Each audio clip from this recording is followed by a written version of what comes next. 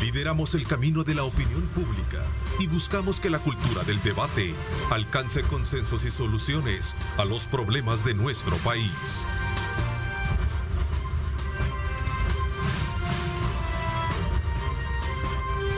Diálogo con Ernesto López. Gracias por estar con nosotros. Continuamos con nuestra programación que desde tempranas horas inicia con las noticias. Hoy vamos en esta hora y media a hacer análisis pertinentes sobre temas importantes del país. Hace unos minutos decía el tema que está relacionado con un estudio y sobre todo también un análisis y balance de las actividades de seguridad pública en el marco de muchas acciones que se han llevado a cabo por parte de la Asamblea Legislativa en el tema del financiamiento para las nuevas fases del Plan Control Territorial. Este tema y discusión o debate que se ha generado en torno al fenómeno de las desapariciones en nuestro país, y vamos a tomar como punto de referencia lo que sucede precisamente en Chalchuapa. Se conoció en las últimas horas del descubrimiento de 4 cuerpos más que han sido encontrados. Lo cierto es que es un tema que hay que examinarlo, y precisamente con especialistas como esta mañana quiero darle la más cordial bienvenida a Misael Rivas. Él es criminólogo, es catedrático universitario. Gracias por acompañarnos, Misael, como siempre. Muchas gracias, Ernesto. Gracias a toda la audiencia que nos está viendo, y esperamos que podamos tener una bonita tertulia. Así será. Quiero saludar también a nuestro buen amigo Luis Contreras, consultor en temas de seguridad. Gracias por acompañarnos, Luis. Sí, buenos días, Ernesto. Un saludo a tu audiencia, al amigo acá también que nos acompaña, para tocar un tema delicado que tristemente ha enlutado muchas personas en el país, y esperemos que las autoridades de forma pronta puedan dar mayor información al respecto. Bueno, ustedes mejor que nadie estarán conscientes y sabedores que este fenómeno de las desapariciones ha venido ocupando un puesto de debate público entre las autoridades y algunas instituciones como la Fiscalía y otros organismos que también velan por los derechos humanos en cuanto al comportamiento como se ha venido generando. El suceso acaecido de Chalchuapa ha puesto también en relieve aún más esa discusión. ¿Cuál es la lectura para comenzar a hablar sobre estos y otros elementos que van a determinar lo que tenemos hoy, esta mañana, como tema principal? Bueno, en primer lugar tenemos que empezar a separar lo que son las responsabilidades de cada una de las instituciones y también las responsabilidades que tiene el salvadoreño. La responsabilidad del salvadoreño tiene que ir encaminada a poder dar los avisos, por ejemplo, cuando las personas rompen con lo que es su costumbre, y darle la información necesaria a lo que son las instituciones llamadas Policía Nacional Civil, Fiscalía General de la República. Lo interesante acá es que el sistema protocolario, que debe de admitirlo dentro de las instituciones, debe de estar coordinado para que lo mismo sea lo que se informa y se capta en una institución y la otra. Acá esta coordinación es muy importante porque nosotros no somos comparables con otros países en el sistema, porque acá en El Salvador tenemos demasiada violencia, o tuvimos demasiada violencia. Hoy tenemos una calma aparente, aun cuando tenemos unas situaciones bastante interesantes. También debemos de ver nosotros que esa información debe ser almacenada correctamente y poder tener, por ejemplo, sistemas parecidos o iguales al software CODIS o al sistema de AFIS, que son los que se utilizan internacionalmente para poder determinar identificaciones de personas. Eso implica que el señor presidente deberá tener unas inversiones bastante fuertes en lo que es la PNC. Me imagino que en estos préstamos que tiene él ya aprobados, deberá de tener todo este sistema tecnológico actualizado en razón y en favor de las personas. Ahora, con respecto a lo que se está dando en Chalchuapa, solo quiero decir que tienen razón por las cuales algunas informaciones deben de mantenerse todavía a la espera, porque son lo que se conoce como desarrollo o información en desarrollo o casos en desarrollo. Esto implica que no se tienen todavía identificados. Ejemplo, y esto pues el amigo Luis, me imagino también nos va a hablar de ello. Cuando una persona es enterrada en una fosa común, puede ser en algún momento determinado que cuando se están tirando los cuerpos, tengan golpes, tengan fisuras, quebraduras, etcétera, que no son propias de la situación y que pueden confundir. Entonces, es muy importante mantener esa confidencialidad. A ver, Luis, ¿cuál es tu valor agregado a esta exposición primaria que nos hace, en este caso, Misael, y sobre todo partiendo de esos elementos que son más que evidentes en esta discusión, ¿no? Sí, no, definitivamente el caso de Chalchuapa viene a ser un punto de inflexión del grado de atención que se le va a dar a personas que puedan tener este tipo de características de psicopatía, ya lo mencionaban las autoridades.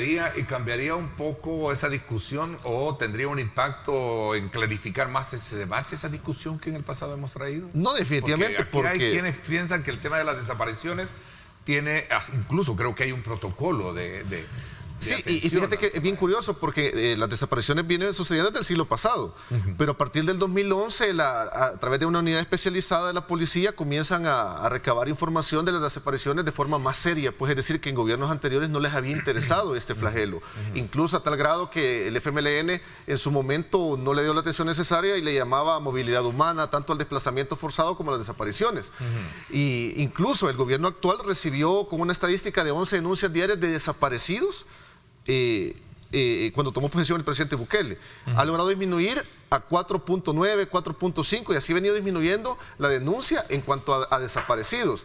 Obviamente, como la violencia homicida ha disminuido considerablemente, hasta el 17 de mayo se tenían 3.3 asesinatos diarios, la oposición política busca en cierta medida tratar de deslegitimar el plan control territorial, haciéndole creer a la población que el plan de seguridad no sirve por lo que está sucediendo en Chalchuapa, lo cual no es cierto, es un caso muy aislado que viene de hace más de 10 años, lo mencionan las autoridades. Es decir, el gobierno actual tiene 2 años, entonces los otros 8 años, ¿a quiénes les compete ese tipo de situación? O sea, no podés responsabilizar, me quieres decir, al actual gobierno de esa situación, sino desde dónde viene. Y es bien complejo también, porque un psicópata, como lo dicen los especialistas, los psicólogos, los psiquiatras, produce una violencia, ejecuta, más bien dicho, una violencia instrumental en la cual es planificada, estructurada, no hace nada al azar.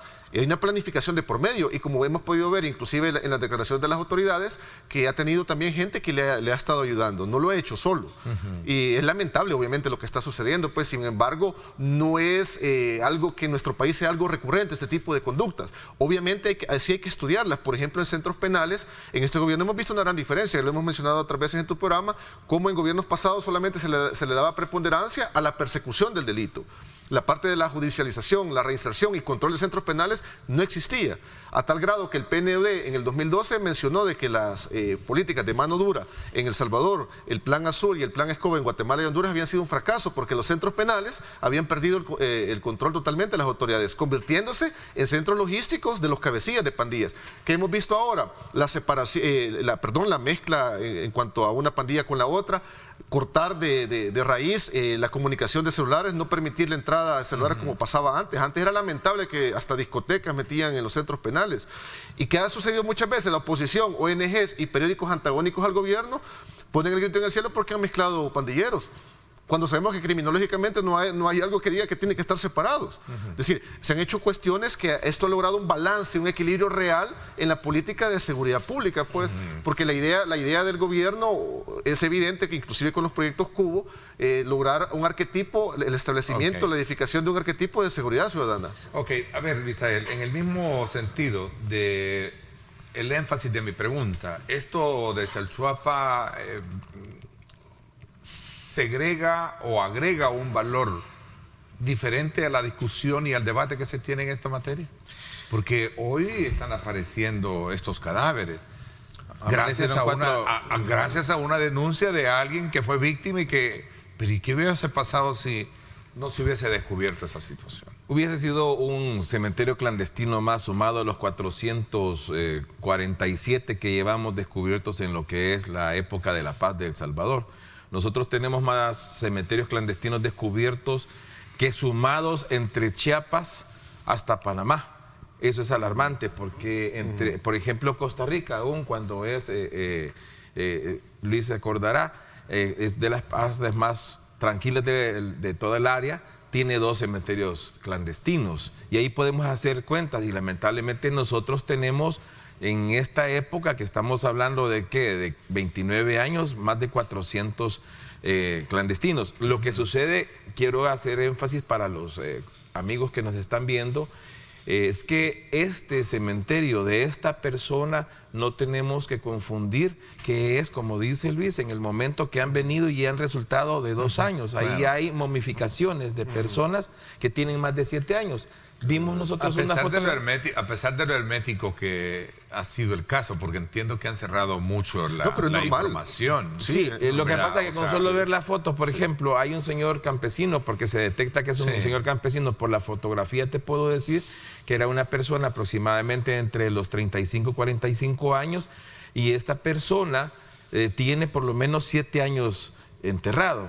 Eso confirma lo que Luis está diciendo. No podemos cargar a un solo gobierno de una situación de esta. ¿Por qué? Hemos oído audios que se han filtrado en algún tipo de información digital en donde dice la gente, yo a fulano lo denuncié en tal año, y no están diciendo el año 2019, están diciendo 2015, 2014. Y esto de los 400...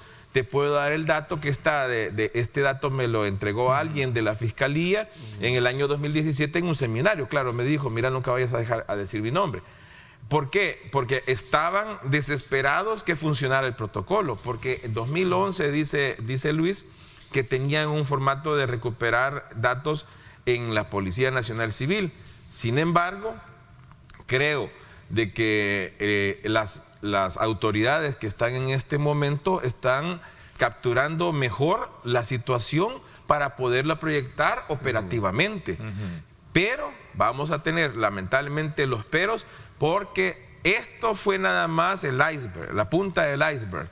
Falta todavía que se metan, por ejemplo, en lugares que son famosos por todas las personas, como lo dicen, en donde desaparecen. Todavía existe el desaparecimiento.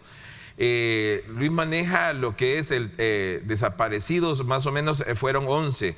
Actualmente todavía en algunos datos que maneja, por ejemplo, ACNUR, la oficina, sí, la UE, la Unión Europea y otros, aún los mantiene muy elevados. Incluso algunos no pueden tener la variación porque las personas todavía le dan credibilidad más a las internacionales que a nuestras mismas instituciones.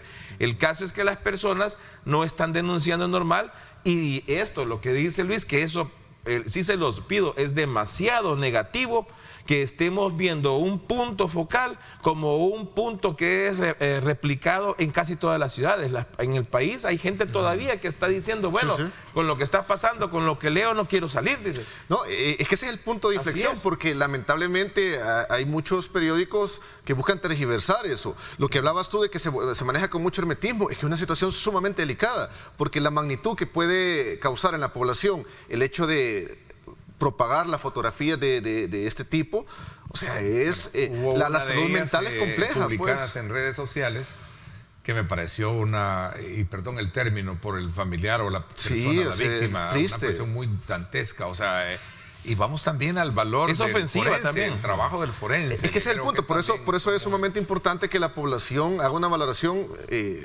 más específica, general también, y por eso, como hablábamos el lunes en tu programa de radio, que nos vamos a los datos, pues, por poner un ejemplo, en el 2015 El Salvador era el país más violento de América Latina, según un estudio de Swine Crime, que es una ONG internacional, ya que estamos hablando de datos internacionales, porque la población salvadoreña puede decir de que están tergiversados, que se manipulan, lo cual no es cierto. 2015 El Salvador el país más violento de Latinoamérica.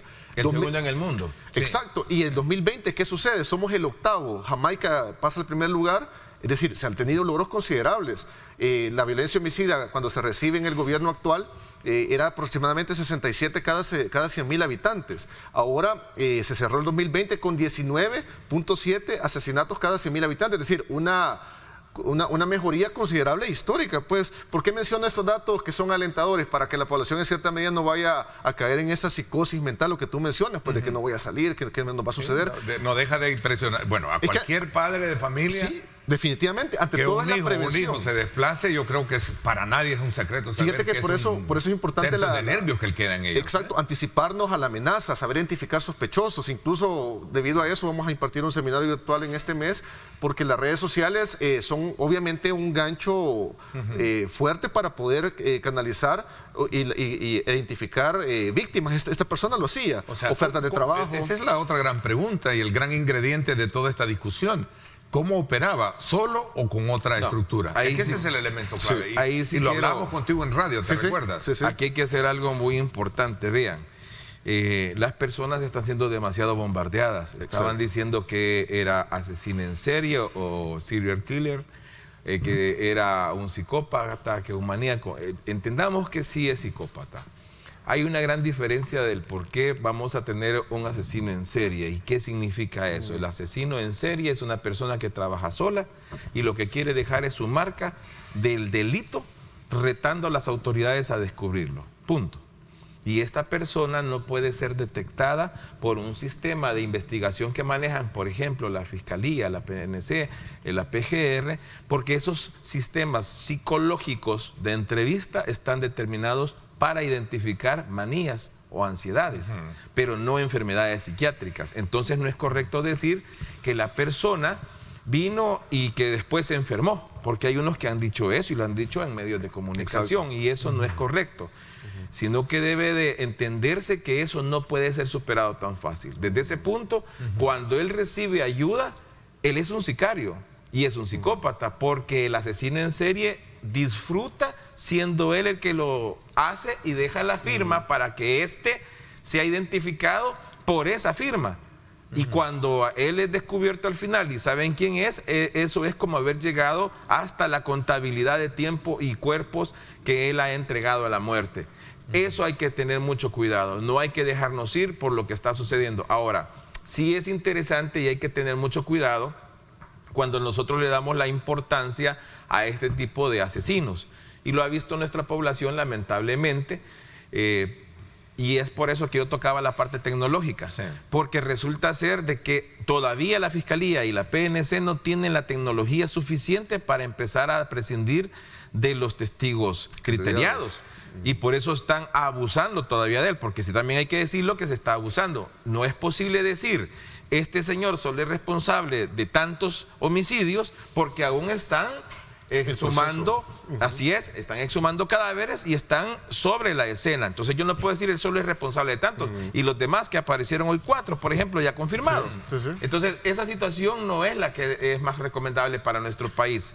Sí, algo interesante lo que mencionaba Misael, de que estas personas, las características psicológicas, psiquiatras, por ejemplo en psiquiatría, estos especialistas mencionan que hay personas que llegan a un nivel de violencia instrumental, incluso muchos pandilleros pueden caer en esa categorización, que le llaman el punto de no retorno, que son personas que no se pueden ya tratar mentalmente. Preguntémonos entonces, ¿el Estado qué va a hacer con estas personas? No podemos ejecutarlas, no podemos irlas a tirar a una fosa. Es decir, si no se le da la atención necesaria con un equipo multidisciplinario a este tipo de conductas, puede tener una derivación en un futuro como lo que estamos viendo en Chalchuapa. Y no es una discusión apremiante de hoy. Esto viene desde hace tiempo. Exacto, lo que pasa es que nunca se le da la atención. Lo ha venido siendo instituciones educativas como la UCA, que planteó el problema desde un punto de vista sociológico. Recuerdo en la época de los 90, cuando el crecimiento, el 89, 90, creo que por ahí andábamos, cuando comienza a sentirse la presión de ese fenómeno del cual estás tú hablando como tal. Es que lamentablemente a la niñez temprana no se le ha dado la importancia que se le debe dar a la educación. Aquí pensamos que es nada más normal darle y enseñar la escuela, ¿no? Así es, y enseñarle en la televisión el Pato Donald o enseñarle. Y fíjate que es bien alguna importante cosa. lo que mencionas, porque ese es el segundo tema en la segunda parte que yo llevo, para hablar sobre la inversión que se está haciendo en el tema. No, es importante porque quizás retomando algo que también es interesante y de mucha valoración para la población, es de que en nuestro país, obviamente en todos los países, hay personas con ciertas desviaciones. Por ejemplo, tenemos personas que las han identificado masturbándose en el bus, personas que contactan menores a través de Facebook. En Chalatenango se dio un caso muy puntual para recordarle a la población cómo un tipo, se hace pasar por un niño de 10 años, contacta a una niña de la misma edad, la cita en un parque, fue hace como 6 años. Se presenta a él como adulto y le dice que es amigo del niño. Se la lleva, la tuvo cautiva 2 meses donde abusó sexualmente de ella. ¿Por qué menciono esto? Porque los padres tienen que tener sumamente precaución ante ese tipo de situaciones. Hay personas que andan de depredadores en las redes sociales. Esta persona obviamente en cierta medida tenía esa facultad también de acuerparse en la red social para tratar de contactar personas. Obviamente la mayoría son mujeres, sabemos que fisiológicamente se le facilita a un hombre doblegar a una mujer, y eso fue lo que sucedió. Ahora, yo no sé hasta qué punto, como insisto, hay mucho hermetismo en el caso, Sí. por el respeto, por lo que sea, que no ha sido incluso bien visto por algunos actores. Tú cuestionas algunos medios que en algún momento han hecho ciertas tergiversaciones, pero también habría que ver la importancia que tiene el poder escudriñar de forma muy transparente ese tipo de situaciones para que queden plasmadas como un ejemplo de no seguir, pues. Bueno, Porque aquí- si tú no realmente conoces, por ejemplo, ahí hay un elemento que dicen que él citaba a las mujeres también por Facebook. Ese Exacto. es un elemento que, como dicen los chilenos, que por ahí anda, ¿no? Sí. ¿Verdad? Pero, ¿y qué mujeres están interesadas en eso? ¿Y cómo caen en esa, digamos, red seductora, por decirlo así? O en ese engaño, ¿no? Hay Pues, que tener obviamente, mucho cuidado, seducción porque lo es que eso. sucede es que en nuestro país, cuando vienen las redes sociales, se vuelve un boom social y es una moda. Entonces todos quieren estar a moda, tanto que los niños ya no piden juguetes, sino que piden por lo menos un celular para estar, por ejemplo, conectado con los amigos. Y ahí es donde la gente, para quitarse lo que es la responsabilidad de estar controlando a alguien, piensa que es sencillo solamente darle el teléfono y que el niño Sí. esté jugando, pero no lo supervisan. Ahora, sí existen esas personas en nuestro país, como el caso de las que atienden las llamadas que nos citamos en tal lugar, lo hay. Y todo es por la necesidad social de tener una interacción afectiva. Y eso es lo que le lleva a ese momento. Tenemos que nosotros, los salvadoreños, empezar a tomar en serio esto porque está dándose demasiado fuerte. Lo que pasa es que la gente por pena no lo da. Tú has puesto ese otro tema que hay que abordarlo para otra oportunidad, que es el que al final la conclusión es que las redes sociales son tan importantes para ocuparse para un bien como también Sí, son tan obviamente, sí. negativas para poder hacer un mal. Sí, hasta asesinar a alguien es lo que estamos viendo ¿Verdad? en este y caso. eso no es el caso en particular. Creo que en el mundo tú... Bueno, inclusive en otros países ha llegado a tal magnitud Sí. que se han grabado violaciones de personas y las han difundido en redes sociales. Ok, regresemos al punto. Entonces, esta discusión este caso de Chalchuapa y esta discusión, ¿a qué nos va a llevar? A cambiar un poco ese patrón de percepción de que en el país realmente las desapariciones sí son producto de un nuevo modus operandi del tema de violencia, de criminalidad en el país. No es nuevo. ¿O no lo es? No es nuevo. Es esto, como A ver. estamos hablando, si en el 2011, como dice Luis, se dio la atención todavía, y voy a respetar a las actuales autoridades, un poco indebida porque no se hizo correctamente, eso implica entonces que ya había un llamado fuerte de lo que estaba sucediendo. El problema con esto, y esto hay que entenderlo, la desaparición, y lo digo con propiedad porque tuve un movimiento que se llamaba Desaparecidos 503, era que debemos de tomar en serio. Todavía mandan información, por ejemplo, de estas personas y piensa la gente que se fue con enamorados porque alguien tomó la decisión anteriormente de decir que eso era lo normal en nuestro país. En una entrevista que tuvimos contigo, estaba todavía las autoridades del gobierno anterior, allá por el 2019, y autoridades policiales de ese entonces dijeron de que muchos desaparecidos eran porque se iban con los enamorados. Eso no puede ser tan cierto como decir que aquí hay asesinos seriales. Eso no, esa premisa tan general no puede darse. Tiene que haber una investigación. Y les doy este dato. El desplazamiento forzoso, hay desplazamiento forzoso interno e internacional. Eso es una forma que las personas piden a gritos diciendo qué es lo que está sucediendo en su país. Y pueden ser por desastres naturales o por desastres humanos. El que nos preocupa es el desastre humano. El 80% de estos desplazamientos terminan en muerte. Un 20% está distribuido entre lo que son fugas amorosas y las otras por necesidad. Ya hay estudios de lo que es del 2011 al 2019 por el ACNUR, por la OIM y por una organización ONG internacional que nos confirman lo que les estoy diciendo.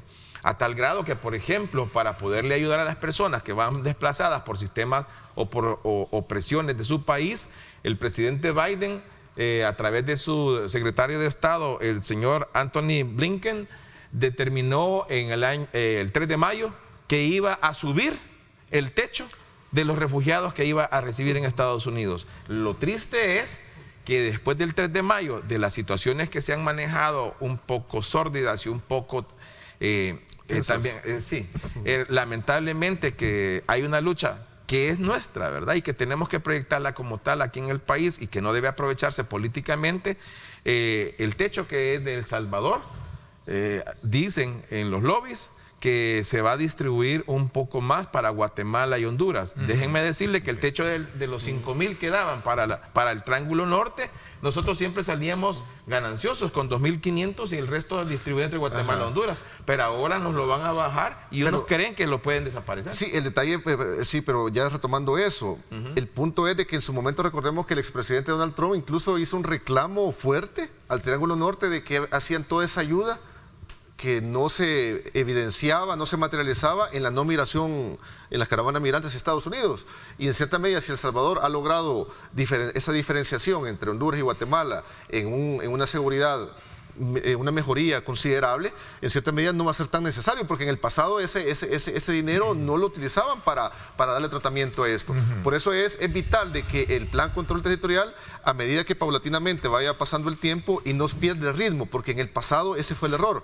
Era más un show mediático que siteaban la campanera una semana, después se iban. Ahora vemos una constancia. Yo le he mencionado antes de cómo se ha logrado focalizar a través de perfiles geográficos del crimen ciertos lugares específicamente para tratar de recuperar esas zonas. Ahora, sin embargo, Luis, hay ciertas dudas en algunos sectores que lo ponen así por el efecto per se de los casos que todavía hay. A eso voy. Ahora la parte política. En el caso muy en particular, se conoce el desplazamiento de muchas familias. En las últimas horas, aunque lo ha negado la policía, de una situación que ha sucedido en Panchimalco, por ejemplo. Sí, yo lo recuerdo. No sea cierto, no quiero caer. Fíjate que es bien interesante porque aquí la parte política tiene que, obviamente no se puede obviar, la gobernabilidad. Ahora que las alcaldías, en este caso, que son la mayoría de Nuevas Ideas, pueden oxigenar al gobierno y expandirle el plan de seguridad, va a ser fundamental. Por ejemplo, la parte tecnológica en el plan de seguridad, hay una fase un apartado que va específicamente para la parte tecnológica, inclusive no se implementó el año pasado por la cuestión del COVID-19.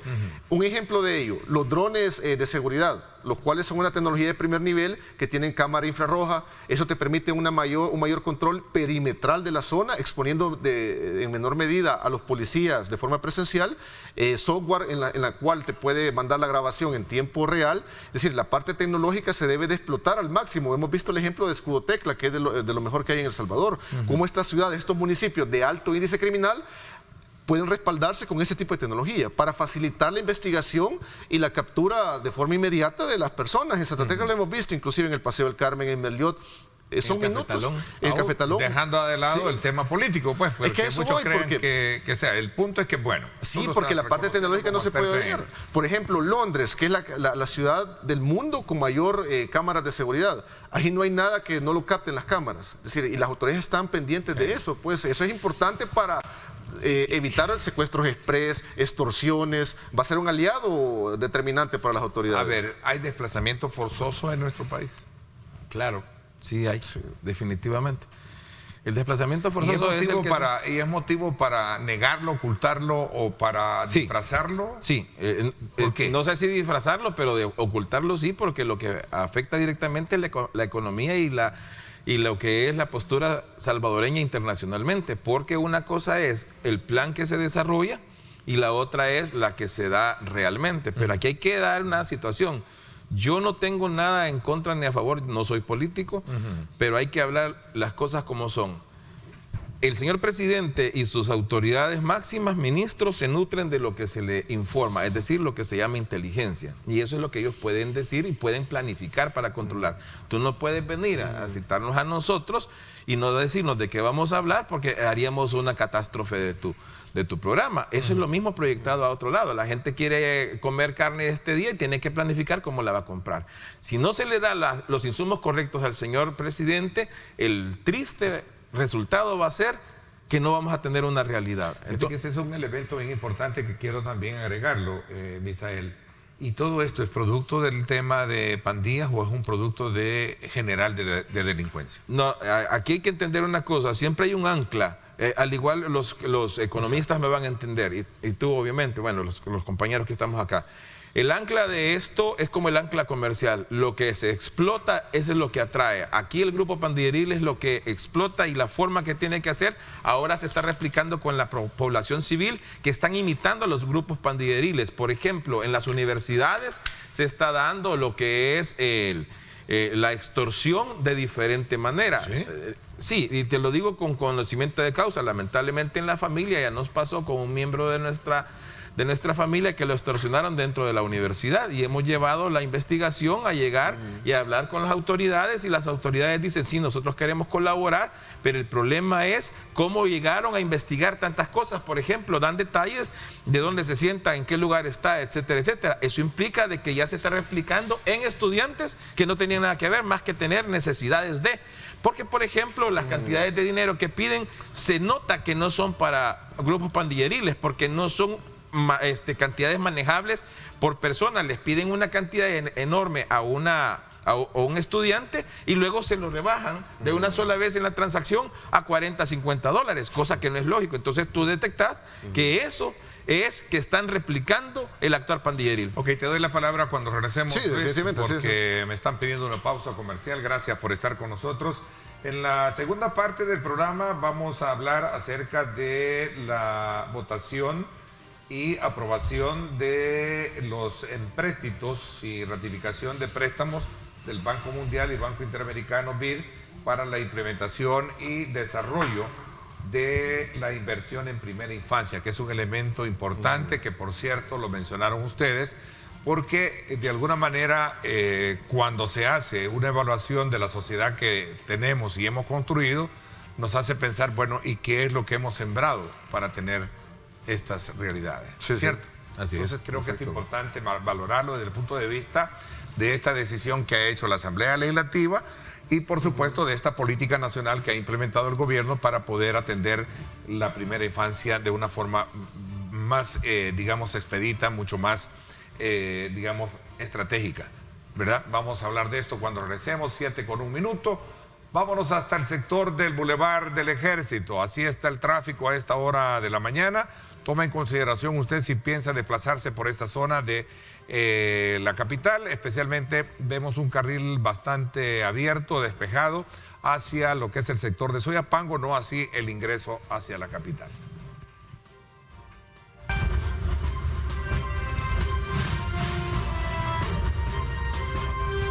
Diálogo con Ernesto López.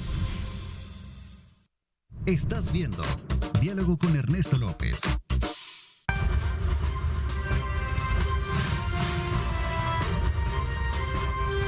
Diálogo con Ernesto López. Gracias nuevamente por estar con nosotros a esta hora de la mañana. Misael Rivas y Luis Contreras, ambos expertos en temas de seguridad y también criminología, nos acompañan esta mañana en una evaluación del trabajo que se está haciendo desde la perspectiva de las instituciones y sobre todo también de estos fenómenos que tienen que ver con las desapariciones, el caso de Chalchuapa y otros elementos que hemos tratado. A ver, me había quedado de darte la palabra. Sí, también es algo muy importante es de que saber que la delincuencia, la criminalidad no se elimina en los países, se neutraliza, que es diferente, porque en cierta medida cuando el modelo de seguridad ciudadana o de seguridad pública ya no es funcional, vuelve en otra vez facetas que en el pasado habían existido. Por ejemplo, en nuestro país esperemos que eso no vaya a suceder, que la Corporación Policial, la Fuerza Armada sigan trabajando de una forma sistemática que ha mejorado muchísimo los despliegues operativos, en fin. Sin embargo, algo importante, tiene que haber un momento en el cual la Fuerza Armada ya no puede estar en las calles como lo vemos ahora. ¿Por qué? Porque el arquetipo de seguridad ciudadana busca eso, involucrar a la población, a la ciudadanía, y ya no generar ese disuasivo como lo estamos viendo en algunos sectores. Aunque este gobierno tiene una forma de trabajo de manera muy práctica. O sea, sí, pero fíjate al toro por los cuernos, sí, voy a, de alguna manera, exacto, verlo así, pero y de armas tomar. Este gobierno inclusive... De armas tomar, hagámoslo y sí, punto, ¿no? Está haciendo algo que nunca se había hecho en el país, en ningún gobierno, que es la prevención social de la violencia con los proyectos Cubo. Eso jamás se había hecho. Definitivamente que sí, y qué lamentable, fíjate que no se hable mucho de eso en los análisis, porque los proyectos Cubo se están sitiando o construyendo, bueno, hay varios. en el corazón de los problemas. Exacto, porque viene a darle una atención en diferentes facetas, en la parte tecnológica. Por ejemplo, yo escuchaba la vez pasada al director de Tejido Social, y muy interesante cómo los estudiantes aprenden inglés a través de juegos de video, es decir, a través de tecnología de primer nivel, y está llegando a comunidades en riesgo. La prevención social, si no se le da tratamiento a tiempo, que este es el caso, lo que busca hacer el gobierno, después vamos a tener nuevas generaciones de delincuentes. De nada va a servir la operatividad que se tiene ahora si no esa prevención social no se edifica. Claro, y qué bueno que se esté haciendo ahora. Y concatenando nuevamente, perdón que me estoy echando flores de publicidad, porque el segundo programa que llevo es justamente casi parecido a lo que tú estás Sí, es que es concomitante, ¿no? Es decir, no, están intrínsecamente relacionados, la prevención social, definitivamente. ¿Qué sembrás para cosechar? Sí. Y aquí en el país, como tú mismo lo decías, bastaba con solo decir que vamos a abrir escuela y ya estuvo, pero... Por eso germinaron y crecieron las pandillas, porque en los 90 no se le dio la atención de prevención social. Exactamente. Mira, hablando de financiamiento, ¿cómo ustedes interpretan, bueno, lo más reciente a raíz de todas las empréstitos que recién se crearon, se aprobaron en la Asamblea Legislativa? Tenemos 91 millones de dólares que el programa social del Plan Control Territorial en su fase 2. Tenemos 109 millones de dólares que fueron aprobados como destino para modernizar entes de seguridad dentro del Plan Control Territorial. Algo que tú hablabas de la nueva tecnología y uso de recursos, ¿no? Sí. Ahora, la situación es que esto está magnífico, pero tenemos que volver que esto es para ir combatiendo, es algo inmediato. La situación es que tenemos que ver que los jóvenes de 18, 20, 22, 20 años son de este siglo, y los de 22 para atrás, a 35, son del siglo pasado. Entonces quiere decir que este es una herencia negativa que tienen todos los gobiernos, y que hasta ahora se ve que se está tratando de hacer algo. Y voy a traer el ejemplo. En 1994, en diciembre, se daban los grupos de tarea conjunta, los famosos GTC, que era desde esa fecha que vinieron a implementar la Fuerza Armada en la calle para hacer seguridad pública. Eso implica que tenemos 27 años de mantener la Fuerza Armada en la calle, cosa que es inconstitucional si lo vemos estrictamente. Pero lo que estaba hablando Luis, se necesita que se involucre a la sociedad para que la sociedad pueda tener la participación en lo que es la seguridad. Ejemplo, si aquí en este lugar ustedes no trabajan todos juntos, a la salida los pueden hasta asaltar, porque no hay nadie que comunique, mira, fulano de tal pasa demasiado, etcétera, etcétera. Esa comunicación se debe de crear, y eso implica que tenemos que enseñarle a los niños. Pero ¿cómo vamos a enseñar a un niño que nació con un grupo pandilleril, que no lo sueltan y que no hemos visto nada por eso? Ejemplo, está el documental dado por Discovery Channel en El Salvador que se hizo, en donde el moderador es un ex pandillero de Estados Unidos, vino a hacer aquí a tratar de entender cómo eran las pandillas. Se entrevistó con un señor que se llama Sharky, o que le dicen Sharky, y que él es muy famoso porque él lo cataloga como un general. Lejos de verlo a él como una persona en contra de la sociedad, lo elevó a una categoría. Entonces, ¿qué estamos viendo eso? Segundo, los programas de televisión, por ejemplo, hoy la censura en El Salvador es muy rara, si existe todavía, porque tenemos nosotros a personas poniendo de héroes a narcotraficantes. Así es.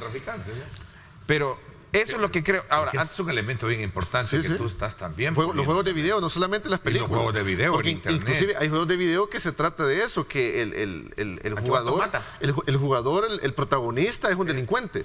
Y eso, obviamente, los psicólogos lo podrían explicar mejor, en la psiquis de los menores va haciendo un efecto negativo. Sí, pues, un comportamiento, creando un comportamiento. Por eso es importante, lo que mencionábamos también al inicio, la parte psicológica, la atención temprana. Eso yo lo vuelvo a recalcar, la prevención social de la violencia en el país nunca se había hecho, porque no es un tema atractivo, no es algo que va a ocupar la primera plana de los periódicos, y el vivo ejemplo es esto, que vemos en la prensa gráfica el día de hoy, otros periódicos, los desaparecidos, las fosas comunes. Pero ese proyecto Cubo, que es de gran envergadura, el cual tiene un financiamiento internacional y lo quiere replicar Costa Rica, eso no es noticia. Y es triste, pues, porque realmente para que le haya interesado a Costa Rica, que sabemos que es una sociedad en seguridad ciudadana superior a la nuestra, es porque se está haciendo muchas cosas buenas acá. San Salvador en el 2019 salió de la lista de las 50 capitales más violentas del mundo. cuando en el 2016, 2017 ocupaba el primer puesto. Mucha gente no lo sabe. Podemos ver que asaltaron a una persona en el bus, el delito de oportunidad siempre va a existir. Sin embargo, el grueso de la criminalidad, la operatividad criminal, que ya son catalogados como terroristas, que lo ejecutan las maras y pandillas, ha disminuido considerablemente. Que existen territorios todavía que ellos controlan, es cierto, hasta las mismas autoridades lo han mencionado. Sin embargo, de eso se trata. Un arquetipo de seguridad ciudadana no se va a lograr establecer, edificar en 5 años. Son aproximadamente 10, 15 años para poder consolidarlo y que pueda ser, por ejemplo, a través del tiempo sostenible. Aquí es donde interviene incluso la empresa privada. Ok, la empresa privada y también otro actor importante que no podemos dejar de hablar, que es el tema de la cooperación que Estados Unidos ha dado en materia de seguridad. Definitivamente. ¿Cómo examinan ustedes toda esta variable que ha generado de discusión a partir de los cambios que se han hecho en manera judicial y de fiscalía y que no han sido de la plena satisfacción y que ha venido de alguna manera a quebrar ese puente de buen entendimiento entre los Estados Unidos en esa materia? De hecho, para el día de ayer se conoció ya de un anuncio importante y me gustaría también agregar a esto qué piensan ustedes de la llegada de la ex embajadora y ahora que llega como encargada de negocios, Jean Mace, que por cierto decía uno de los funcionarios altos, el secretario de Estado, decía: tenemos a la líder ideal para nuestro trabajo con el gobierno y sociedad civil para abordar las causas de la migración irregular. Esto de la migración, entre otros elementos que también esbozaba, pero ahí están en su posteado. Bueno, en el caso que estamos hablando, hay que entender una cosa: los países tienen derecho a opinar acerca de los vecinos y acerca de los que le ayudan, porque es una inversión ciudadana de sus países en los países amigos como nosotros con Estados Unidos. Y hay que separar lo que es la recomendación y lo que nosotros reflejamos. Cuando es dicho esto, los señores en Estados Unidos están diciendo alguna situación que no les ha parecido, porque lo que sucede es que hay que tener cuidado con la premura de poderle cumplir al salvadoreño. Las autoridades que se van a evaluar al final de estos 3 años va a ser el presidente, va a ser los diputados, los alcaldes, a quienes vamos a elegir de nuevo. O sea, tienen 2 años, 10 meses, 11 meses, perdón, para poder ejecutar. Entonces la premura no puede evadir lo que es el debido proceso, porque el debido proceso es el que permite que se entienda que respetamos lo que son los juicios. Y desde ese punto de vista, todos los salvadoreños estamos de acuerdo que tuvimos políticos que Dios me guarde, se hicieron ricos. Y yo lo decía en mi última columna de uno de los periódicos, en donde la peor herencia que hemos tenido son los políticos ricos, porque esos llegaron como cualquiera y se hicieron ricos ahí y no querían soltar el poder. Y eso implicó que la población se desesperara, que nuestros representantes actuales actuaran de alguna manera tal. Pero había una forma, se podía hacer todo expedito, recibir la denuncia un día, al día siguiente mandarlo a llamar, es decir, cumplir pasos. Pero eso ya pasó. ¿Qué es lo que nos toca a nosotros ahora referirnos? Bueno, si no nos dan una cantidad de dinero, hombre, hay países en el mundo que han determinado qué hacer cuando no dan ayudas y se ponen los pantalones y se los fajan con lo que tienen. Eso es lo que corresponde ahorita. No tenemos que dejar de lado el proyecto Cubo. A mí me interesó ver, por ejemplo, en Sitio del Niño, allá en La Libertad, un proyecto Cubo. Sí, tuve que conocerlo porque resulta ser de que para ir ahora a San Juan Opico te puedes desviar por el Sitio del Niño. Y por ahí a la par está la carretera. Entonces uno ahí lo ve y dice, ve qué bonito dónde está. Ya estamos invadiendo lugares que en su vida han visto algo así. Sí. Pero insisto, y ojalá que los señores ministros que vengan traigan ya las ideas, cómo van a desarrollar a la niñez temprana. Porque lo que pasa es que para llegar a ese nivel hay que saber leer, hay que saber escribir, hay que tener cierto nivel social, aunque sea en la pobreza, para poder nosotros llegar y sentarnos, porque también está involucrado lo que es sociológicamente cómo se va a sentir el individuo en cierto punto. Por ejemplo, no es lo mismo para nosotros, los de la vieja escuela, tú y yo tenemos fotocopias y él trae esto. Antes que se nos vaya a terminar el tiempo, quiero pedirte un gran favor. Sí. Te quiero regalar esto. ¿Sí? Que este es mi libro más reciente, este es mi cuarto libro. Okay. Y es, aprovechando que son de las migraciones, se llama El vuelo del toro Goz. Es el libro que ya estamos terminando la producción. La pintora salvadoreña berlinense, Patti Inglés, está haciéndonos la carátula, trata de las migraciones, aborda la problemática. Fue una investigación que hicimos gracias a mi familia desde El Salvador hasta México. Algo interesante, cuando uno utiliza los implementos que le permite la tecnología, después en la parte de Laredo, ya uno lo saca automáticamente, no puede ingresar a esa zona con las cámaras. Interesante, ojalá te guste el libro. Obviamente, claro, cuando lo lancemos te vamos a invitar. No, muchísimas gracias, te agradezco mucho. Bueno, una reflexión final también, Luis, en torno a lo que hemos conversado. Sí, definitivamente. Lamentable, porque es el lobby político que incluso no podemos desvincular la parte política, pues ideológica. Ese lobby político que la oposición ha hecho a nivel internacional, obviamente ha repercutido en cortar la ayuda al país. No lo hicieron ya una vez cuando eran la mayoría en la Asamblea. Ahora, como después de la debacle electoral de febrero, obviamente lo único que quien les ayuda ahora, su paraguas, es la cooperación internacional. Pero qué lamentable que suceda. Esperemos que las autoridades no pierdan esa operatividad exitosa que han tenido hasta la fecha, y obviamente hay más países cooperantes también. Lo mencionábamos, el caso de China, que va a quedar todavía en el tintero para una próxima plática. Muchísimo, son las 7:17 minutos.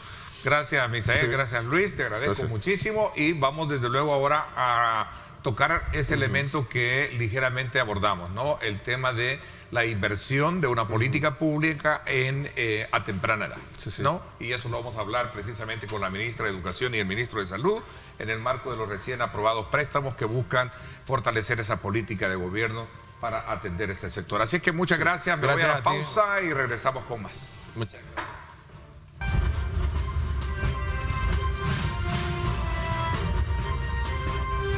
Diálogo con Ernesto López.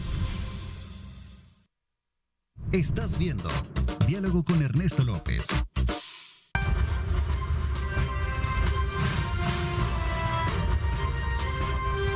Diálogo con Ernesto López. Una vez más llega Coaspae Innova 2021. Participa y gana. Por depósitos a plazo de $10,000, recibe un cupón para la rifa de una camioneta Mercedes-Benz GLB 200. Coaspae DRL, tu familia financiera. Bueno, gracias Coaspae. Quiero decirles a ustedes que pueden participar y ganar con Coaspae Innova de la manera siguiente. Por depósitos a plazo fijo de $10,000 más $100 en aportación, usted recibe un cupón para participar en la rifa de una camioneta. Fíjese usted, Mercedes-Benz GLB 200. Esa es una de las primeras oportunidades de poder ganar con esta rifa, en la cual usted puede realizar depósitos a plazo fijo. También tiene que abrir un ahorro programado Innova con $100 más $100 en aportación. Usted recibe un cupón para participar en la rifa de otro vehículo tipo sedán Mercedes-Benz A180. Así es que desde ya aproveche esta gran oportunidad de participar y ganar con Coaspae Innova. Una vez más llega Coaspae Innova 2021. Participa y gana. Por depósitos a plazo de $10,000, recibe un cupón para la rifa de una camioneta Mercedes-Benz GLB 200. Coaspae DRL, tu familia financiera. Bueno, gracias nuevamente por estar con nosotros a esta hora de la mañana, y tal como lo había anunciado, pues está ya acá en el estudio la ministra de Educación, la licenciada Carla de Varela, a quien quiero darle la más cordial bienvenida. Ministra, gracias por acompañarnos. Muy buenos días, Neto, y gracias por la invitación. Gracias también, saludo al ministro de Salud, al doctor Francisco Alaví, gracias por acompañarnos.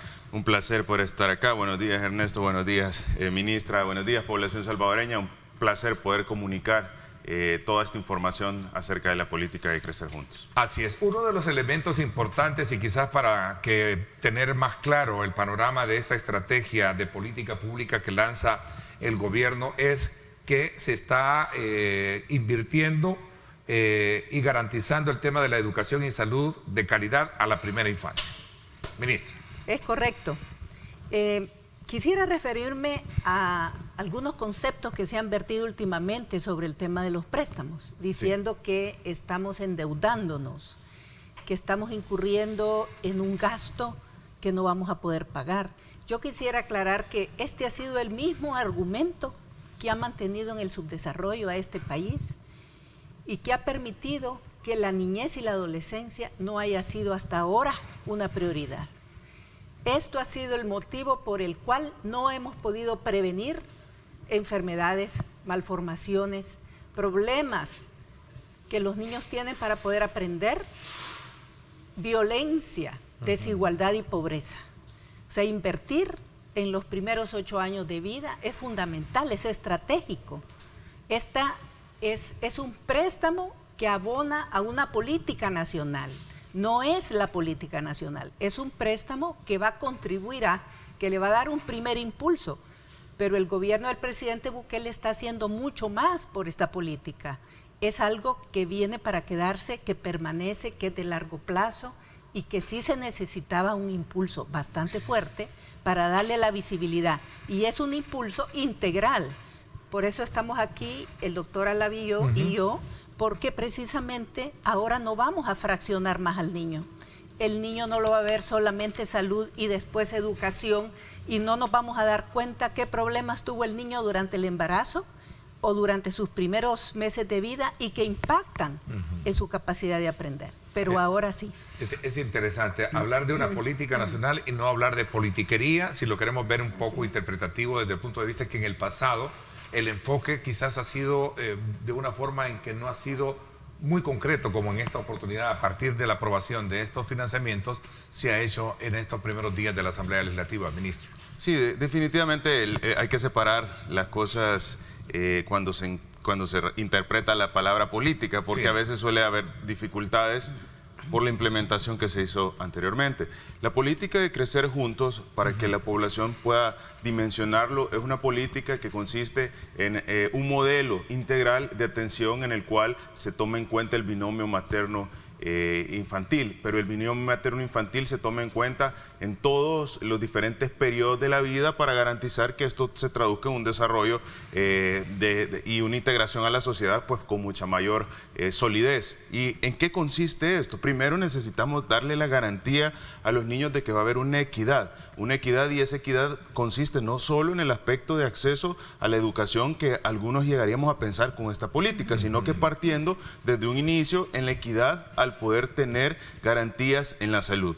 ¿Cuántos pacientes, cuántos niños hemos tenido que han desarrollado una enfermedad de hipotiroidismo, una enfermedad de deficiencias nutricionales que conllevan a un trastorno neurológico, a un trastorno mental? Entonces, estableciendo políticas de salud, estableciendo un crecer juntos, una estrategia integral y un modelo, podemos garantizar que todos estos niños vayan a tener esa misma equidad. Luego, posterior a eso, viene también que haya equidad en el desarrollo infantil, que haya equidad en todo la integración entre la educación y la salud para que, por supuesto, esto conlleve a un desarrollo temprano muy importante. Y esa es la visión de la primera dama. Y es por primera vez implementada de manera integral entre la educación, la salud, con el objetivo de garantizar un desarrollo. Antes se veían estrategias muy aisladas, pero estrategias que no llevan el impacto que va a tener esta política en la cual todos los niños de El Salvador tienen garantizado un modelo de atención integral de educación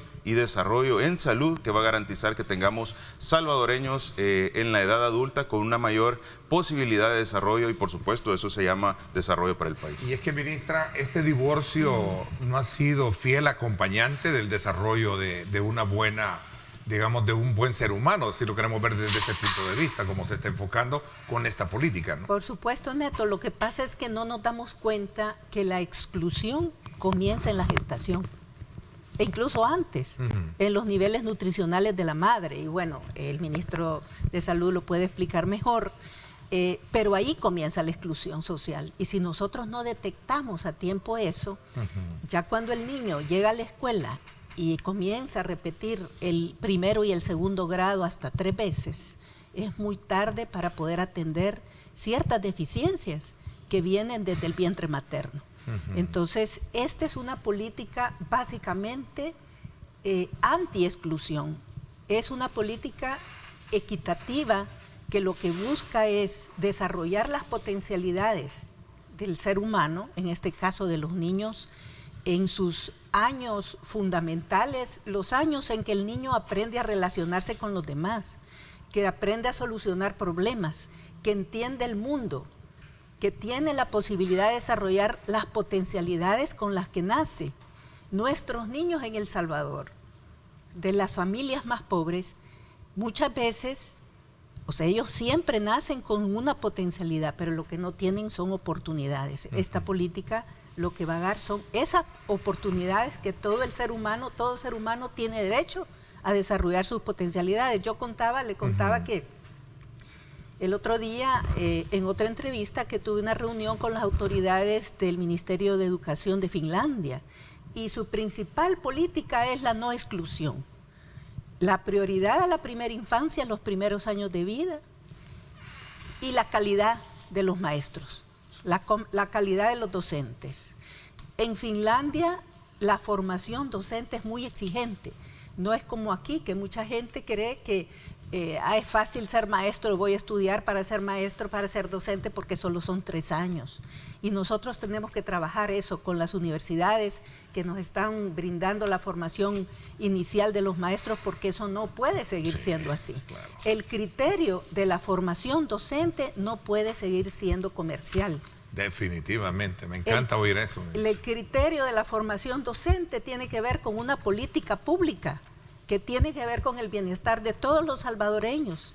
Entonces, en Finlandia, un maestro es altamente apreciado, pero es altamente certificado, formado, diría yo, porque ese es el elemento importante al escuchar un comentario como el que usted me dice en términos comparativos de saber el rol que juega la formación también. Y el primer criterio es la vocación, Ese es el primer criterio para entrar a ser maestro.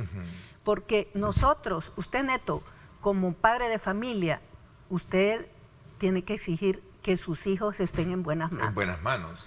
Y todos los salvadoreños tenemos que exigir. Qué bueno este binomio de, digamos, de elementos importantes que están identificando esta política estratégica integracionista de la educación, salud, para mejorar la calidad a la primera infancia. ¿Qué alcance de cobertura va a tener todo esto? Porque una cosa es saber de que la educación, la salud, en ciertos niveles geográficos de población urbana es diferente a aquella que podemos encontrar y que a veces no alcanza para llegar a aquellos lugares más recónditos rurales. No sé si logro enfocar hacia dónde quiero ver el tema de la cobertura de este plan. La parte fundamental de ser una política integral en salud, una política que en salud y educación, una política crecer juntos, tiene el beneficio de garantizar ser universal, y universal a una población entre los 0 y los 7 años. Pero quiero profundizar un poco más. Va a ser hasta los 7 años y prácticamente 364 días. Muy importante lo siguiente: el hecho de que cada uno de estos niños se ve beneficiado directamente no excluye que indirectamente la familia de estos niños beneficiados también se vaya a beneficiar con la política. ¿Y a qué quiero llevar? En el país conocemos que el promedio de integrantes por familia está rondando entre 5 o 6 personas. Por eso es muy importante que a la estimación de a cuántas personas va a venir a beneficiar tanto directa como indirectamente esta política, estamos alcanzando casi 4.5 millones de salvadoreños, con un impacto que va a ser trascendental, histórico, y que lo vamos a poder ver a un corto, un mediano y un largo plazo.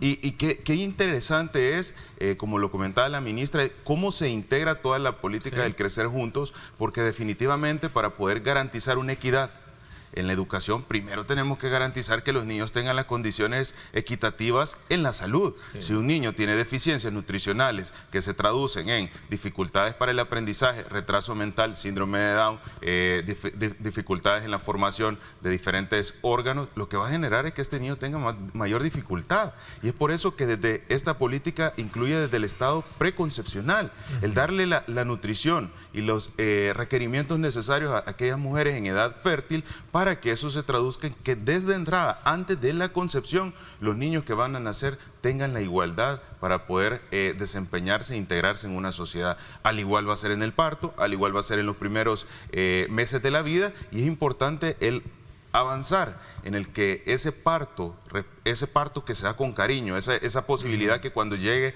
a tener pues el parto esté el padre, la madre, hay ese apego, eso es trascendental para la vida y es trascendental para el desarrollo de cada uno de estos niños. Posteriormente, también a medida va el desarrollo infantil, que estuvo en una integración con los diferentes centros de desarrollo infantil en combinación con las atenciones sanitarias, los niños van desarrollando esa concepción, esa madurez cerebral en donde van aprendiendo las normativas, los valores y todo esto va enfocado a que en paralelo con una educación integral se logre tener salvadoreños que tengan esos valores y esas normas que traigan un beneficio a largo plazo al país. A ver, el programa, ministra, contempla 3 aspectos elementales que lo resume y lo resumo en términos de lo que estamos hablando: nacer, crecer y aprender. Nacer, ahí está crecer definido. y aprender.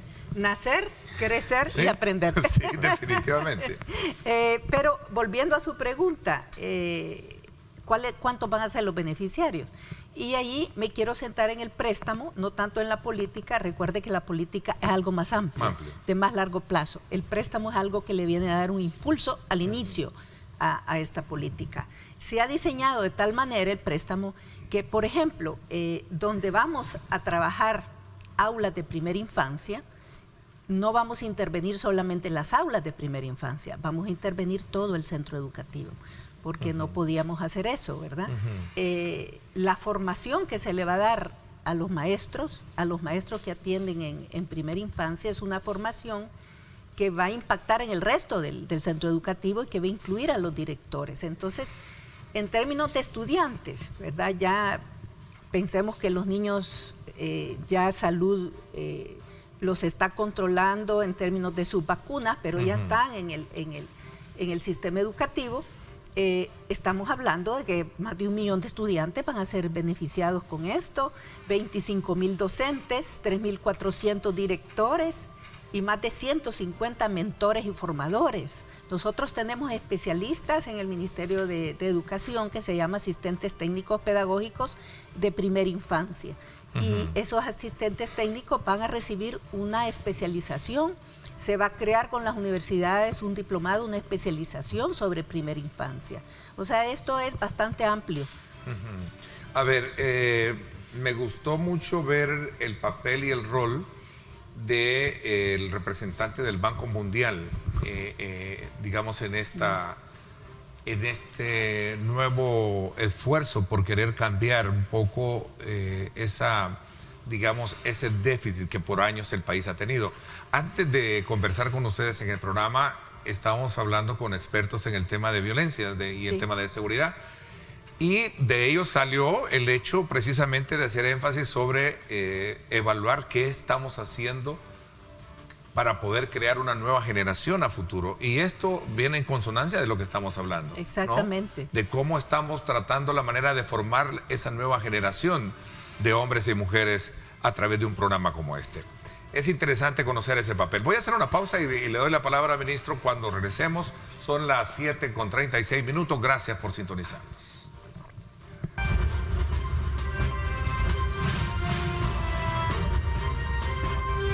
Diálogo con Ernesto López. Estás viendo Diálogo con Ernesto López.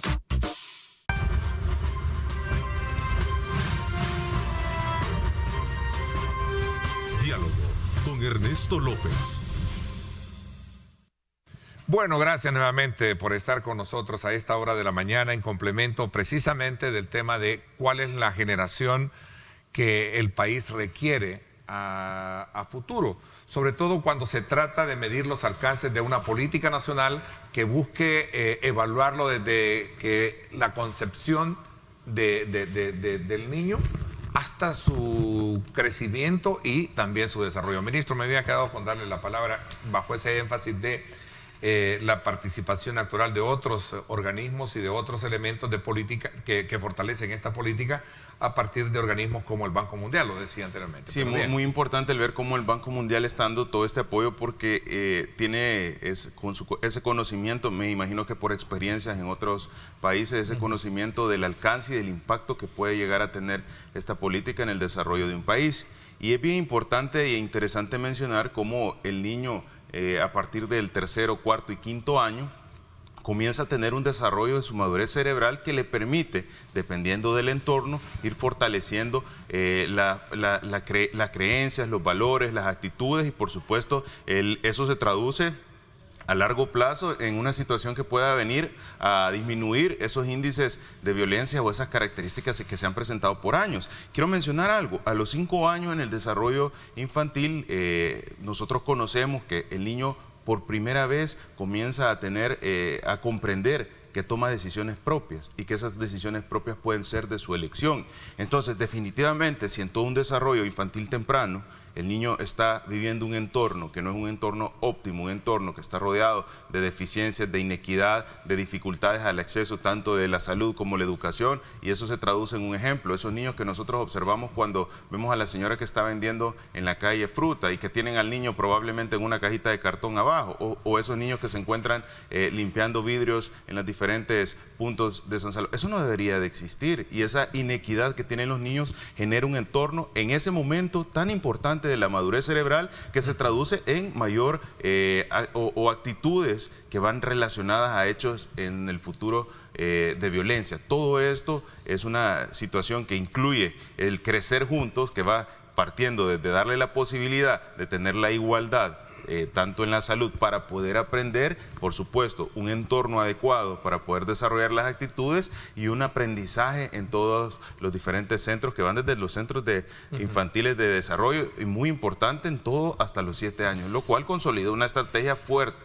Antes tú puedes observar que los niños o las madres embarazadas llegaban a un centro de atención, y si llegaba al centro de atención y había existencia de uno de los perfiles tiroideos, uno de los perfiles metabólicos o uno de los exámenes de O'Sullivan, le realizaban el examen. Pero aquella paciente que llegaba al final del mes, si ya no se contaban con los insumos necesarios, pues ya no se le realizaba el examen. Partiendo de eso tenemos una inequidad. Ahora, ¿qué busca la política? Es que todos los niños en El Salvador, desde la preconcepción, la concepción, la gestación, el parto y por supuesto el desarrollo, van a tener garantizados el acceso a cada uno de estos elementos que va a ser muy fundamental para el desarrollo.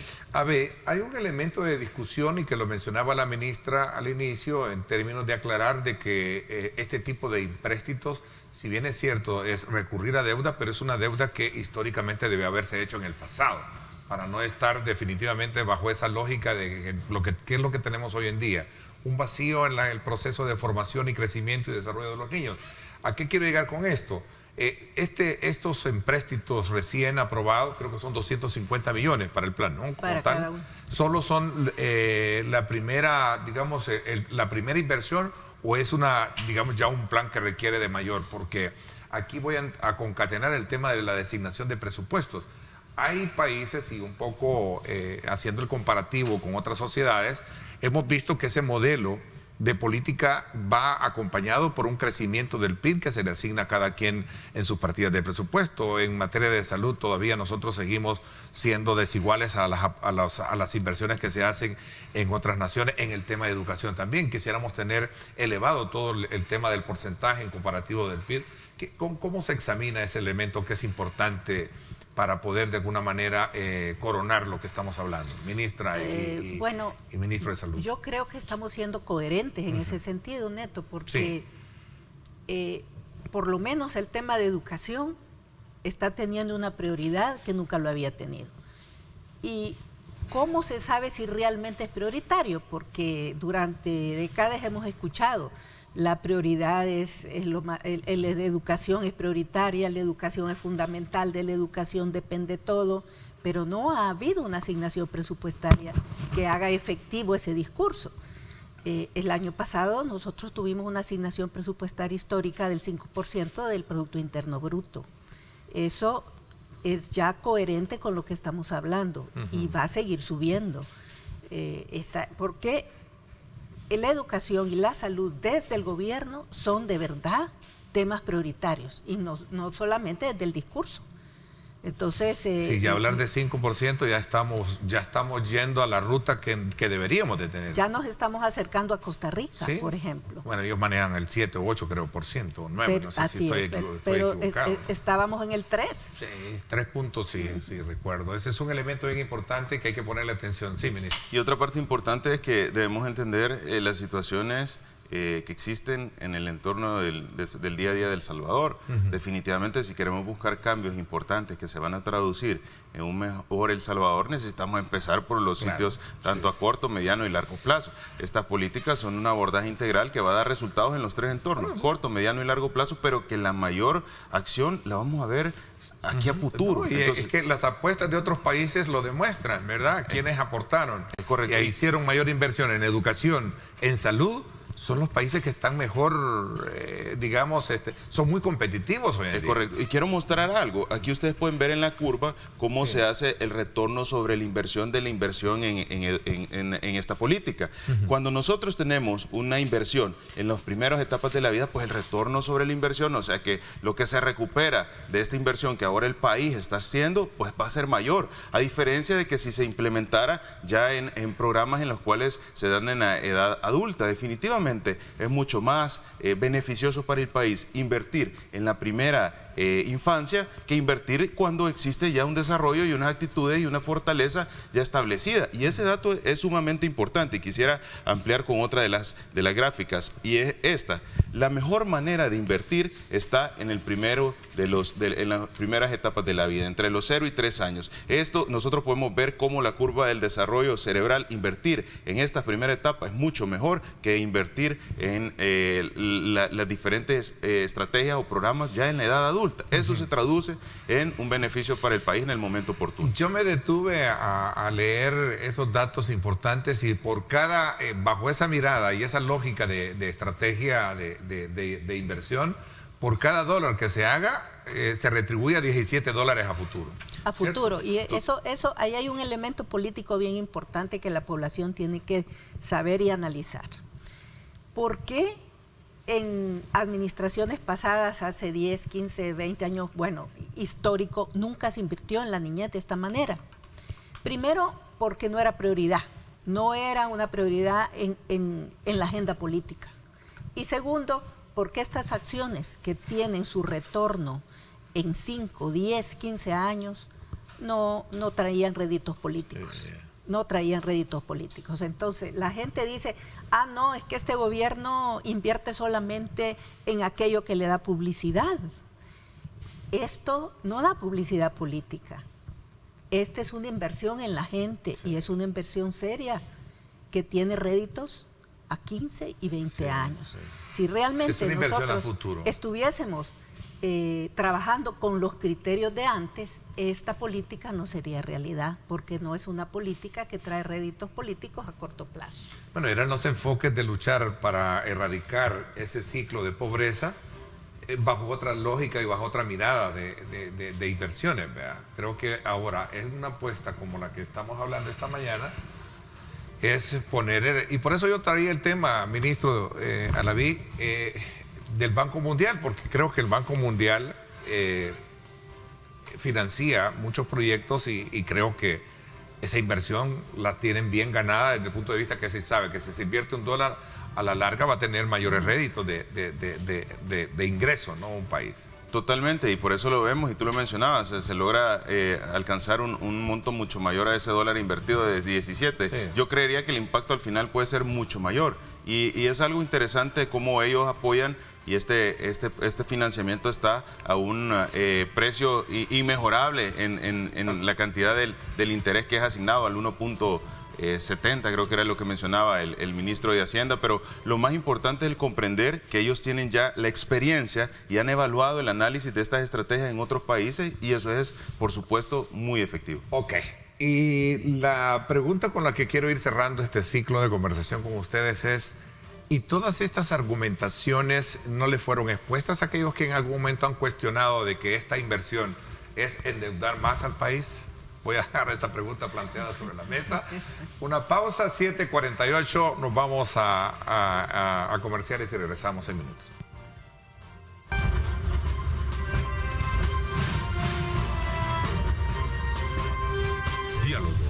con Ernesto López. Estás viendo Diálogo con Ernesto López.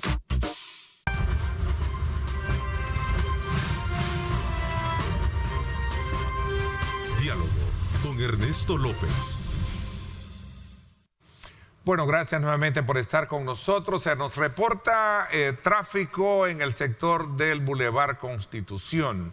De acuerdo a la información que se tiene, pues usted puede buscar vías alternas para evitar atrasos en su recorrido. Esta imagen que tenemos acá nos pone en perspectiva cómo está a esta hora la conexión sobre el paso a desnivel y la avenida Sisimiles. Así que tome en consideración estas imágenes. Bueno, decíamos que hay un elemento importante en todo esto y es precisamente las argumentaciones o los elementos que justifican una política como la que hemos estado hablando de atender el programa Nacer, Crecer y Aprender, bajo el elemento crítico de algunos sectores que han visto, bueno, sí estaba bien, de hecho veía a uno de los diputados en el marco de la discusión, si no mal no recuerdo, el diputado de Arena, Rodrigo Ávila, que planteaba la necesidad, o mejor dicho, iba en concordancia de lo que se podía creer que era bueno, pero que también habría que ponerse a pensar en el tema de deuda, de cómo el país estaba endeudado. Ministro. Yo creo que no le alcanzan siempre las excusas para poder tratar de alguna manera de ocultar esa ineficiencia que hubo anteriormente y esa falta de implementación de estas medidas desde hace años. Lo hemos visto no solo en la educación, lo hemos visto en la salud, lo hemos visto en múltiples sectores de la sociedad que ahora se traducen en situaciones bastante difíciles para el país. Y vamos al hecho de salud, porque quizás con el tema de la pandemia... O sea, el sistema viejo le negó el derecho de crecer a este país en ese tema. Totalmente, salud, educación. Totalmente. Y siempre con la misma excusa de que se trataba de que se va a hacer una inversión o que no era necesario o que esta situación... La ministra lo colocó muy bien y dijo, como eso no le daba réditos políticos... Probablemente por eso no se hacía. Porque aquí se está hablando de una inversión a futuro. A futuro. Y vamos a verlo, y quiero traer el tema del sector salud, porque en el tema de la pandemia lo hemos visto. ¿Cómo es posible que por años el presupuesto para la cartera de Estado de Salud, al contrario de incrementarse, hubieron años en los que se le disminuyó el presupuesto a salud? Obviamente un sistema de salud con un presupuesto escaso, con un presupuesto que no cumplía, iba a tener una situación para afrontar la pandemia mucho más difícil que el resto de países. Por eso no contábamos con áreas adecuadas, hospitales, con los insumos necesarios para poder dar esa atención. Al igual en esto, estamos viendo que esta inversión tuvo que haber sido hace años atrás. Y estas políticas tuvieron que haber sido hace años atrás y nunca se tomó en cuenta. Entonces creo que ahorita venir a tratar de decir que esto es innecesario, realmente la población probablemente lo vea pues, bastante inoportuno o impreciso esa información, por no decir otra palabra, que está dando ciertos sectores de la sociedad. La ministra me recordó que hace 60 años Costa Rica lo hizo. Y ahí están los resultados. Lo que sucede, Ernesto, y volviendo al tema de las explicaciones y los argumentos que usted menciona, yo creo que lo que hemos observado es que cuando en el centro de la discusión, del diálogo y las argumentaciones no está el bienestar de la población, no hay argumentos que sean valederos, no hay argumentos. ¿Y quién más que el doctor Alaví, que lo ha sufrido durante la pandemia, verdad? Que todo lo que ellos llegaban a plantear a la Asamblea Legislativa para poder contener la pandemia era bloqueado, ¿verdad? En educación, pues nosotros hemos dado los argumentos, pero no hemos sufrido tanto como salud, puesto que hemos estado en medio de una pandemia y son ellos a los que se les ha bloqueado. Más bien no ellos, sino a la población. Bueno, es que se transforma, es un enfoque diferente de gobierno, ¿no? Más de armas tomar, más de hacer rápido las cosas. Y no más de hacer rápido. Hay una mejor, obviamente, ¿no? Yo creo que va implícito, hay un mejor entendimiento a la hora de llegar a discutir estos temas a las comisiones, ¿no? Totalmente, hay una receptiva diferente por parte del legislativo. Ahora se comprende y se analiza técnicamente antes de tratar de mezclar lo técnico con lo político. Y quiero hacer un ejemplo como lo que la ministra decía. De verdad, yo quisiera tener pequeñas...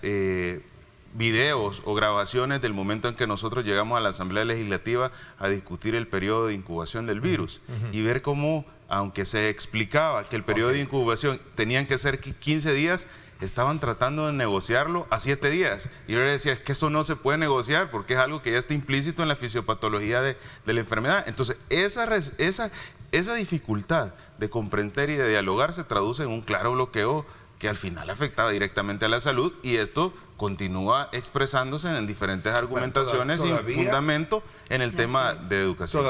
Todavía hay quejas de vacío de información, incluso en el tema de transparencia, de cómo se manejan cómo se van a manejar estos préstamos.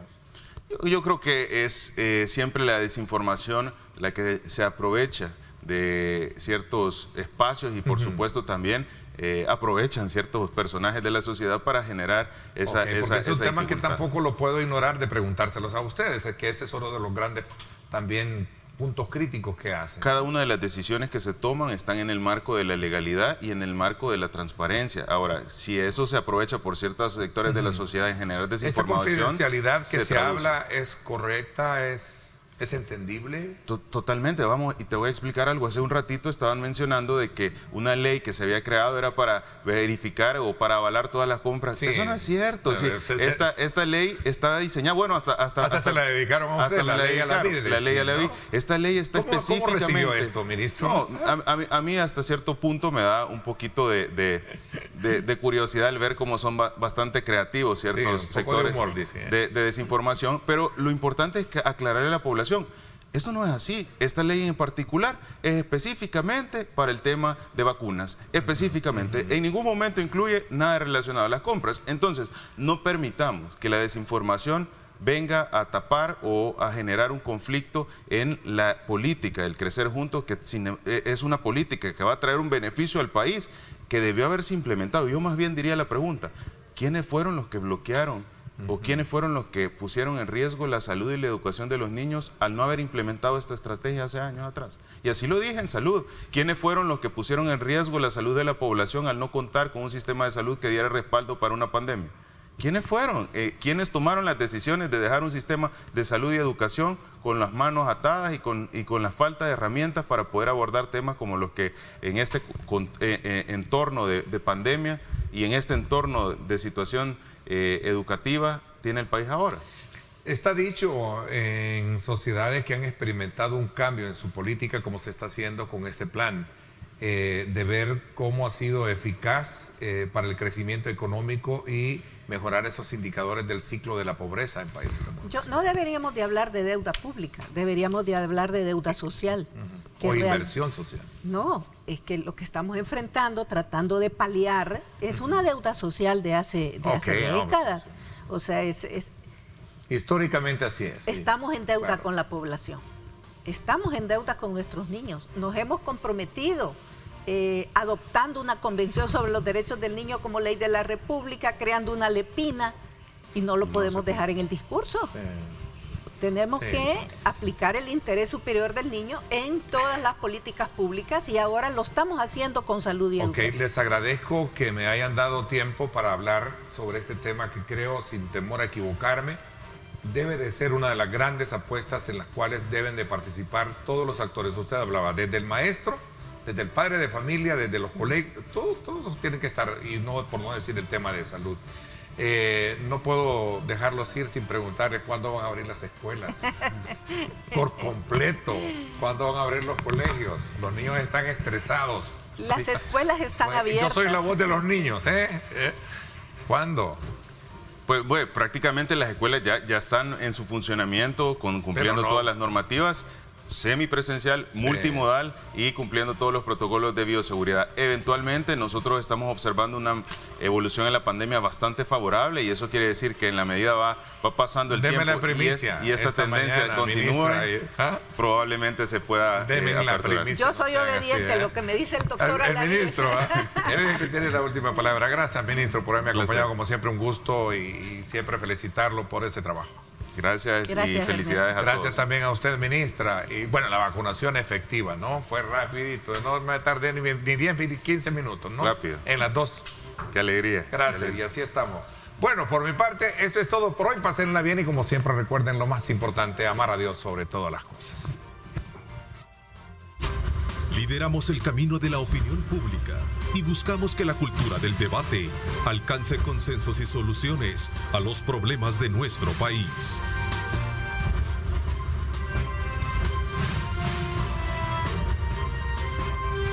Diálogo con Ernesto López.